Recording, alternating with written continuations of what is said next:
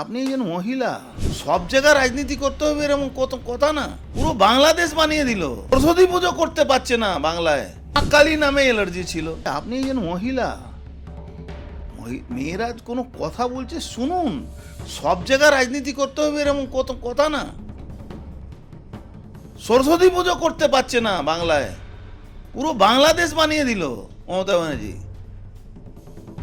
মুসলিমদেরকে মমতা ব্যানার্জি তোষণ করতে করতে আজকে সরস্বতী পুজো, ধরুন জয় শ্রীরামের নামে মমতা ব্যানার্জি অ্যালার্জি ছিল, মা কালী নামে অ্যালার্জি ছিল, আমাদের নদিয়ার চৈতন্য মহাপ্রভু নিয়ে অ্যালার্জি ছিল।